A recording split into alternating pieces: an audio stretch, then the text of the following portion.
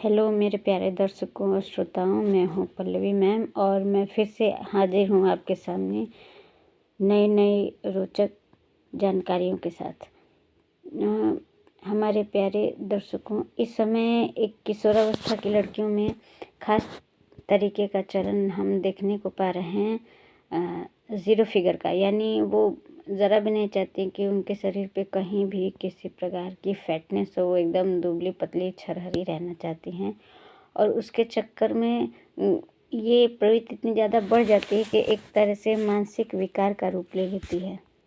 इसमें लड़कियां क्या करती हैं कि वो जिन चीज़ों को पसंद करती हैं, चाहे फास्ट फूड हो या कोई फैटी चीज़ हो या स्पाइसी चीज़ें हो, उन्हें वो खा लेती हैं, भरपेट उनका स्वाद ले लेती हैं और उसके बाद वो क्या करती हैं कि किसी न किसी तरीके से प्रयास करके उस खाई हुई चीज़ों को फिर से वो उल्टी के द्वारा बाहर पलट देती हैं। और ऐसा करते करते ये एक तरह से मानसिक विकार का रूप ले लेता है और इस मानसिक विकार का जो नाम है उसे बुलिमिया कहते हैं। तो आप भी अगर गार्जियन हैं, आपकी किशोर अवस्था की लड़की है, तो ये आप ध्यान दीजिए उसके खान पान का जो शैली है कि वो क्या खा रही, क्या पी रही, कैसे रह रही है। और कहीं ज़ीरो फिगर की जो सनक है इतनी तो नहीं बढ़ गई है कि वो बीमारी का रूप ले ले, क्योंकि शरीर को पोषण न्यूट्रिशन मिलना भी ज़रूरी है। तो फास्ट फूड हम ना खाएं, जैसा कि पिज़्ज़ा, बर्गर और चाउमीन और इस तरह की फास्ट फूड या स्ट्रीट फूड की जो लत लग रही है, ये लगना ठीक नहीं। हमें जो ऐसा भोजन लेना चाहिए जो संतुलित भोजन लेना चाहिए और शरीर मोटा फूला हुआ नहीं होना चाहिए, लेकिन न्यूट्रिशन शरीर के लिए ज़रूरी है।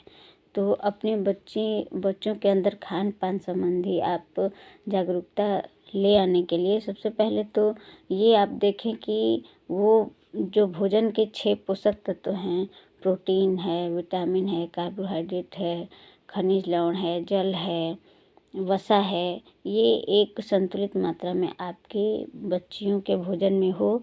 क्योंकि खास करके जब किशोरावस्था में लड़कियां आती हैं तो मेंस्ट्रुअल साइकिल इनके शुरू होता है, तो इसके लिए अधिकतर देखा गया है कि बच्चियों को, महिलाओं को एनीमिया की समस्या हो जाती है। तो उससे कमज़ोरी होती है और कई तरह की बीमारियों का शिकार महिलाएं या किशोरियाँ हो जाती हैं। तो शरीर फूला हुआ नहीं होना चाहिए, मोटा नहीं होना चाहिए, इसके पक्ष में तो मैं भी हूँ। लेकिन हाँ, हमारा शरीर न्यूट्रिट होना चाहिए, न्यूट्रिशन हमारे शरीर के अंदर होनी चाहिए और हमारा स्वस्थ रहना बहुत ज़रूरी है।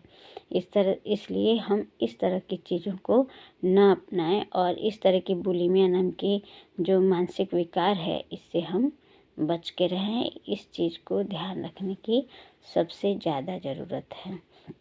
यही वजह है कि जो खाद्य मार्गदर्शक पिरामिड है, इस खाद्य वर्ग में जो सबसे छोटा और शीर्ष टिप जो है, वसा और चीनी को रखा जाता है। यानी हम अपने भोजन में वसा और मिठास को कम दें स्थान।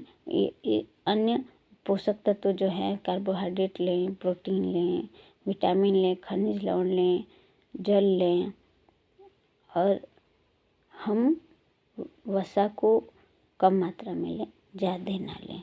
जैसे कि जो हमारा RD8 चार्ट 2020 ये बताता है, उसमें ये चर्चा की गई है कि हाँ, एशिया के लोगों को कौन से पोषक तत्वों को कितनी मात्रा में ग्रहण करना चाहिए। मैं एक दिन इस पे भी एक वीडियो बनाऊंगी और आप लोग को विस्तार से बताऊंगी कि किस जो ज़्यादा हैवी वर्कर हैं या मॉडरेट हैं या जो कम हल्के काम करने वाले लोग हैं, गर्भवती महिलाएं हैं, किशोरियां हैं, किशोर हैं, बच्चे हैं, किसको कौन सा पोषक तत्व कितनी मात्रा में लेना चाहिए, इस पर भी मैं एक दिन एक वीडियो बनाऊंगी और आप लोग के सामने मैं प्रस्तुत होंगी। इसके साथ ही जो हमारा अगला टॉपिक ये है कि विद्यालय पूर्व बच्चों के आहार में किन चीज़ों पे हमें ज़्यादा जोर देना चाहिए। तो हम जो विद्यालय पूर्व बच्चे हैं, यानी जो बच्चे 5 साल से पहले के हैं, यानी 6 माह के बाद, और 5 साल के बीच के जो बच्चे हैं, उनके भोजन में जो जटिल कार्बोहाइड्रेट के बीच में जो है हमें संतुलन बना के रखना चाहिए। उन्हें मिठाई, आइसक्रीम और फास्ट फूड के खाने पे संयम बरतना चाहिए। और साथ ही हमें ये ध्यान रखना चाहिए कि जब हम बच्चों के लिए भोजन बना रहे हैं, उनकी थाली तैयार कर रहे हैं, तो उसकी बनावट कैसी है, उसका स्वाद कैसा है, उसकी गंध कैसा है और रंग कैसा है। और इन चीज़ों को हमें बदल बदल के बच्चों को देना चाहिए ताकि खाने में उनका इंटरेस्ट बना रहे। अगर हम एक ही तरह का खाना या एक ही तरीके से खाना उन्हें प्रतिदिन परोसते हैं, तो बच्चों में देखा गया है कि भोजन के प्रति अरुचि की समस्या पैदा होती है। तो हम उनके लिए नाश्ते में, खाने में या रात के खाने में अलग अलग डिशेस बनाएं, और ऐसे डिशेस बनाएं जो कि पौष्टिक भी हों, कलरफुल होना चाहिए। अगर उसमें सुगंध आए, खुशबू आए खाने में, तो बच्चे उससे आकर्षित होते हैं और उसे मन से खाते हैं। जल्दी से तैयार करके देने के चक्कर में हमें फास्ट फूड के प्रति बच्चों का रुझान न बढ़ने पाए, इसका ध्यान हमें रखना चाहिए।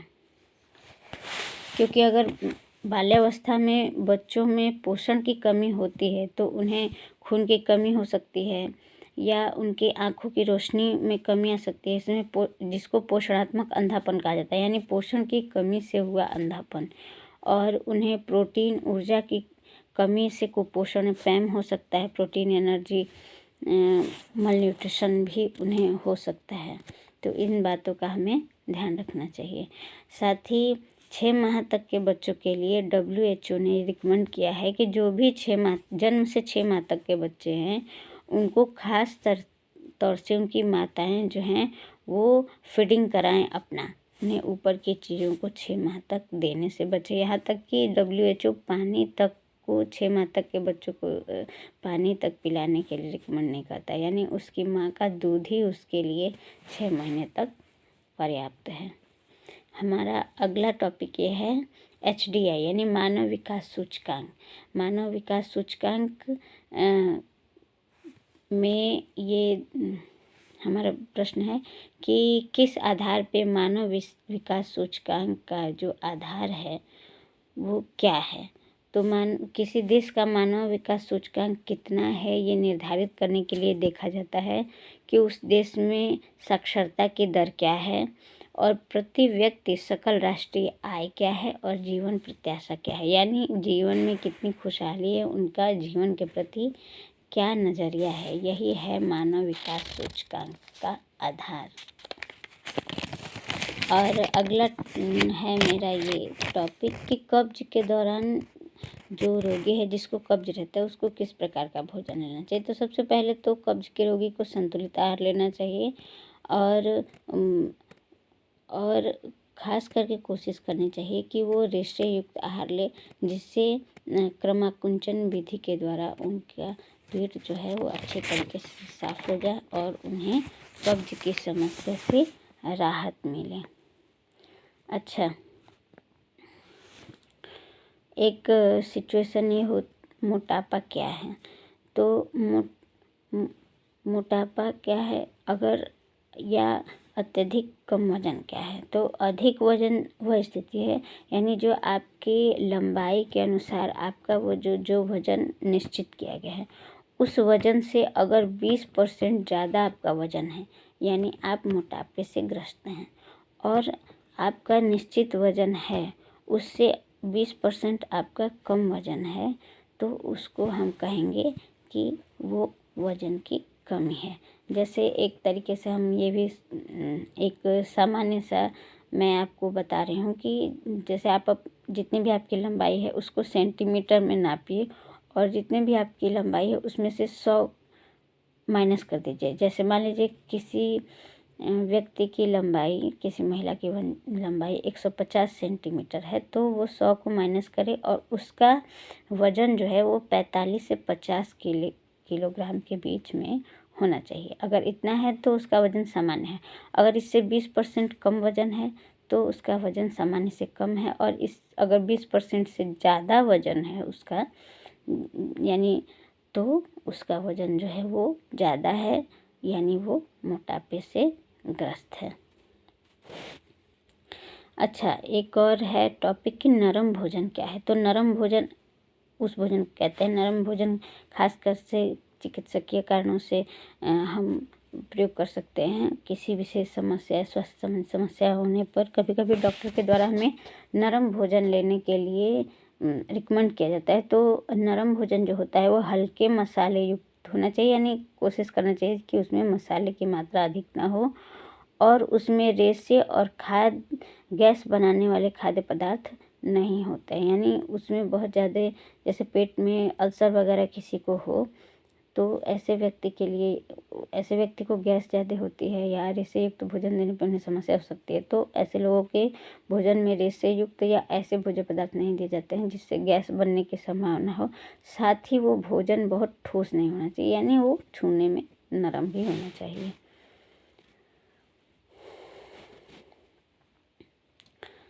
अच्छा, एक और टॉपिक है कि मानसिक आय क्या है। तो प्रत्यक्ष आय और अप्रत्यक्ष आय, तो आप जानते हैं प्रत्यक्ष आय जो सेवाओं के बदले में हमें धन प्राप्त होता है वो प्रत्यक्ष आय होता है, और जो सेवाओं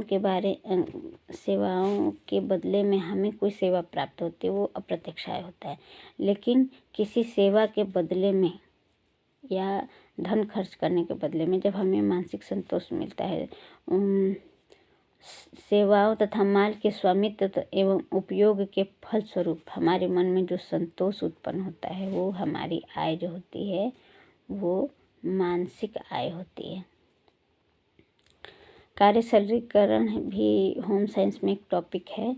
तो कार्य सरलीकरण करने के लिए परिवर्तन का स्तर मददगार है। तो कार्य सरलीकरण करने के लिए परिवर्तन का मतलब आप कोई कार्य कर रहे हैं तो उसे सरल बनाने के लिए, आसान बनाने के लिए हम उसमें क्या क्या परिवर्तन कर सकते हैं। तो अंतिम उत्पाद में हम परिवर्तन कर सकते हैं। हाथ और शरीर की गतियों में परिवर्तन करके हम अपने कार्य को सरल बना सकते हैं। भंडारण स्थान और प्रयुक्त उपकरणों में परिवर्तन करके भी हम अपने कार्य को सरल बना सकते हैं। हमारा अगला टॉपिक है कि समय के प्रभावी तरीके से प्रबंधन में कौन सी स्थिति मददगार होती है। तो समय के प्रभावी तरीके से प्रबंधन में जो हमारे कार्य करने की विश्राम अवधि है, हमारा कार्य वक्र और चरम भार अवधि, ये अलग अलग स्तर पे हम इससे डिटेल में जाएंगे। मैं कभी आपको बताऊंगी, कार्य सरलीकरण का टॉपिक में खास करके लेके आऊँगी, उसमें मैं आप लोग को बताऊंगी इसके बारे में। अच्छा, कपड़ों पे विभिन्न प्रकार पे की परिचर्याएँ की जाती हैं, उनके बारे में कुछ चर्चा हो जाए। तो जब कपड़ों पर रबड़, ऑक्सीकृत तेल, वार्निश के लेप द्वारा जब कपड़ों की परिचर्या की जाती है तो वो परिचर्या किस लिए की जाती है। तो ये जो परिचर्या की जाती है ये जल रोधक परिचर्या होती है। यानी जिस कपड़े पे हम रबड़, ऑक्सीकृत तेल या वार्निश के लेप द्वारा उसे बनाते हैं तो ऐसे कपड़े जलरोधी कपड़ों के रूप में प्रयोग होते हैं। यानी हम जैसे रेनकोट वगैरह बनाए जाते हैं इसके लिए। अच्छा, कपड़ों में अगर चमक लाया जाए तो उसके लिए कौन सी परिचर्या की जाती है। तो मर्सराइजेशन की जो प्रक्रिया होती है वो कपड़ों में चमक लाने के लिए की जाती है। उसके बाद है कि सीजिंग कब की जाती है वस्त्रों पर, कपड़ों पे। तो सीजिंग जो होती है, सीजिंग परिचर्या होती है कपड़ों के सतह पे जो रोए जैसे धागे जैसे रेशे जैसे निकले रहते हैं, तो उन रेशों को निकालने के लिए, कपड़े को साफ, चिकना और समान सतह वाला बनाने के लिए सीजिंग की प्रक्रिया की जाती है।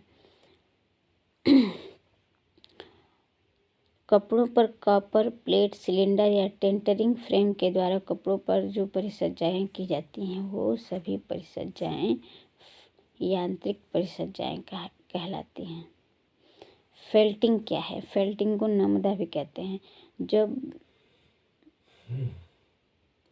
ऊनी रेशों को बिना बुनाई के उन्हें जमा के जब कोई चीज़ बनाई जाती है, जैसे कंबल वगैरह बनाया जाता है, तो उस कपड़ा बनाने की, ऊनी रेशों से कपड़ा बनाने की जो विधि होती है इसको फेल्टिंग विधि या नमदा विधि भी कहते हैं। जो ऊनी रेशों में प्रोटीन होता है वो केराटिन प्रोटीन होता है, और जो रेशमी रेशों में प्रोटीन होता है वो फाइब्रिन प्रोटीन होता है, और सेरोसिन नामक गोंद जो होता है वो रेशमी कपड़ों में, रेशम के धागों में होता है। तो आज के लिए इतना ही। मैं आशा कर रही हूँ कि आप लोग को ये जितने टॉपिक मैंने आप लोग के सामने रखे हैं आप लोग को पसंद आएंगे। मेरे जो टॉपिक होते हैं वो खास करके होम साइंस सब्जेक्ट से जुड़े हुए होते हैं, यानी हालांकि ये अन्य लोगों के लिए भी उपयोगी हैं, लेकिन ये खास करके होम साइंस वालों के लिए ज़्यादा उपयोगी हैं। ये सामान्य ज्ञान की चीज़ें होती हैं तो ये सबके लिए उपयोगी हैं।